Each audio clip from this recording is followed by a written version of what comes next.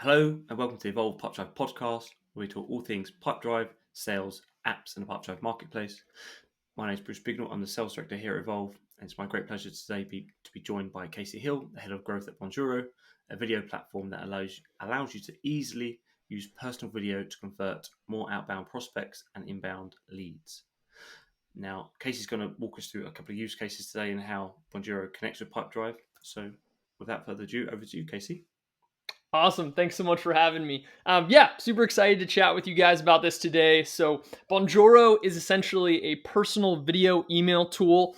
And the way that we work is we tie in with systems like Pipedrive so that when an action happens, like when you get a new deal or a deal changes to a different stage, you can get a task and quickly record a personal video to engage with that person to increase conversions and ultimately drive more sales. So I'm going to walk through kind of how you would go about setting that up if you were trying to create a lead flow, let's say to convert more new leads or to convert more new opportunities. So step one is you're going to need to have a Pipedrive account and you're going to need to have a Bonjoro account.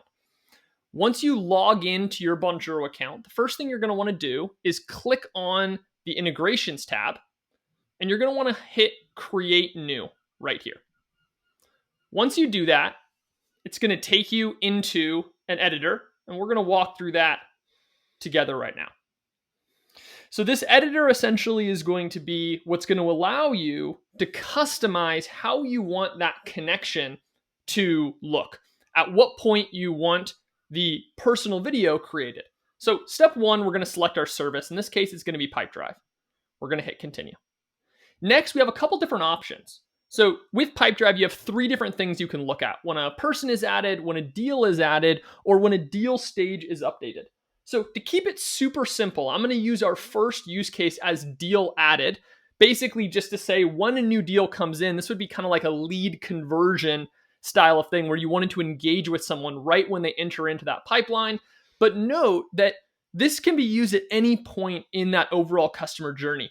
So if once someone reaches a certain lead score, or if once someone becomes an opportunity, that's where you really want to maximize conversion. Just use the deal stage updated below, which will give you obviously more specificity there. So you're choosing the event trigger for Bonjoro to pull from Pipedrive. Okay, cool. That's exactly right. And so this screen right here, I just have connected this a moment ago, but for you, this is going to start blank and you're just going to hit add another account, and it's going to pop up a little window that will have you log into your Pipedrive account. And that's it. Once you've logged into your Pipedrive account, you're going to have this little box pop up and you basically just click on it and hit continue. This is basically means that we now have that connection with Pipedrive and we can receive information from them. Next, we can set up filters. So the idea of a filter is, imagine if you have certain criteria. So you want to do personal video touches only if something is true. So as an example, you could say, when I get an opportunity, only if that opportunity has a lead score above 100, or only if they're from this region, or only if that deal value is greater than $10,000, right? In that case only do I want to create a video. So this allows you to be very specific with the videos that you want to create. So I'm going to leave this blank for now, but just be aware that this is a way that if you have a lot of deal flow, you can get more targeted. This is also, by the way, a way that you can route different types of tasks, video tasks, to different people on the team. So you could say, I want to use filters to direct these tasks to employee A who deals with my VIP accounts or deals with my APAC accounts, right? You can specifically route deals to those people using this filter functionality. That's very cool. Yeah, so that's definitely helpful, especially with some of the larger teams. So you're going to say, what do you want to do? You want to create a Bonjoro. You hit continue through those. Now this part's actually really powerful. So when you get a Bonjoro task, one of the cool things with it is you can pull any custom field you have from Pipedrive and actually have it display right below your task. So when you go to record, you don't need to be bouncing between Pipedrive and Bonjoro back and forth. Any key field that you have there, you can pull over. right? So use that to your advantage so you have immediate context. And when you reach out to that person, even if that video is 20, 30 seconds, you make it as personalized as possible by knowing their location or knowing different aspects of that specific deal. So again, as you guys can kind of see me scrolling here, any custom field I have in Pipedrive can be displayed right on that task when you go to do that Bonjoro. And you can obviously do multiple. Once I was you just about to say, can you choose can you choose more than one? Yes, absolutely. Cool. You can have dozens. We use about 15 internally at Bonjoro. We have about 15 key fields that we pull over from industry, location. In our case, using Bonjoro for Bonjoro, our users, we actually get data from a tool we have called Segment about what they do in the platform. So we also see, have they set up their CRM connection? Have they sent videos? Have they built a template? So all of those fields can be passed over as long as they exist in your CRM. Once you've created all these fields, then you have the ability to put the task into a specific workspace. So what a workspace is this is an organizational tool. Imagine that you're using these video touch points at different points in the life cycle. Some of them are for fresh leads, some of them for opportunities, some of them maybe are for welcoming new customers.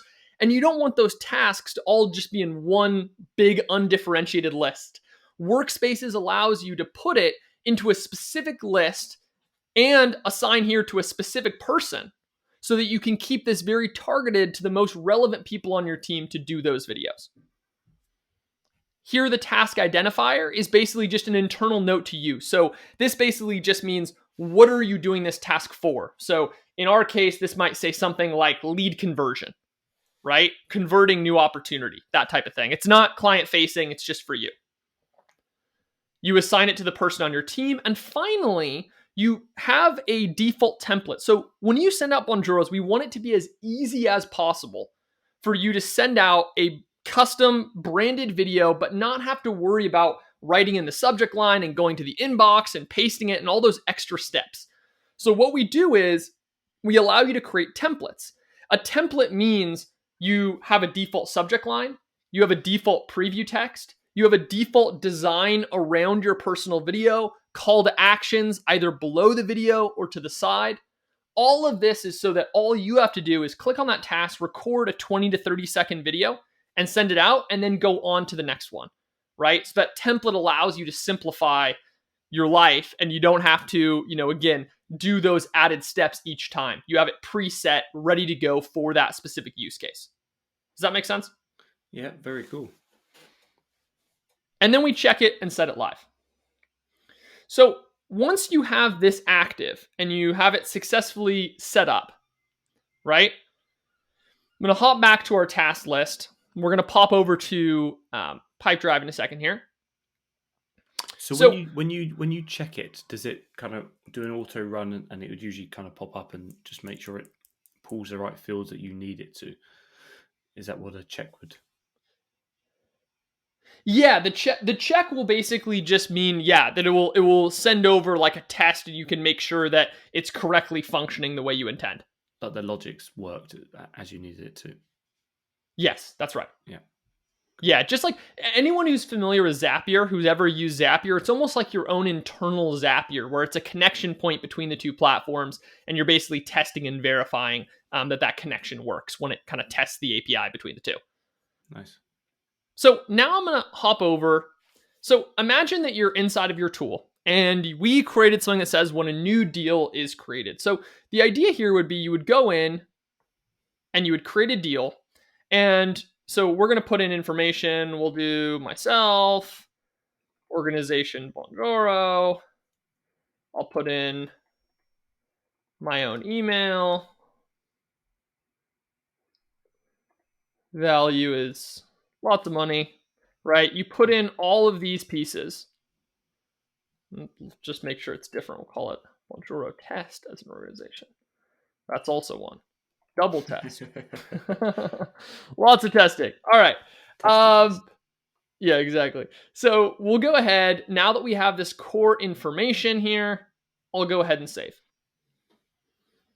And once I create this new task that lives here, Then the idea is that inside of here, and this doesn't always happen instantaneously, although it just did right here. It's good. I'm glad that in our demo it was instant. Sometimes it takes a minute or so. But basically, the idea is that based on me creating that task, and now remember, I chose deal added, but remember that you can use deal updated because we find with a lot of our Pipedrive customers, deal updated is a key trigger. Like when it gets updated to opportunity or when it gets updated to qualified, that's when they do it. But you'll see here now that this task was created automatically, right? And now all I have to do is click and record. And I can do that either on my mobile device or I can do it on my desktop. But that's really, it's that easy in terms of the connection. Based on something happening inside of Pipedrive, we're now creating tasks automatically in Bonjoro that your team can then go in on their mobile or desktop, record videos. And once the video is done, think of these as like video to-dos. As soon as you do it, it's going to disappear and we'll actually track all the results under the results tab. So did they open it? Did they watch it through? Did they click on it? Did they reply to it? All of those metrics will then be tracked after we send that video out to them. Nice. And the custom fields, remember we talked about custom fields if you wanted to bring those over, those would display right here. So you'd have a list when you go to record right below where you could check those custom fields. So that, in a very simple sense, is how you create the connection in with Pipedrive. And Bruce, do you have any specific questions on the case studies or anything else for this kind of piece here? I think I was just writing a note there about creating video desktop or mobile. What's in terms of the workflow? Yeah. What do you find? Do you get a notification on your phone to then kind of pick up and do it? How does that kind of... Great. How do you find that works best? Great question. So you do get notifications if you want. They're by default, they're turned on and you can turn them off if you don't want them. But yeah, you'll get a notification and it will say, hey, new person basically just got created inside of Bonjoro. You can go do that video right away, or obviously you can go reference it at whatever time you want under your task list.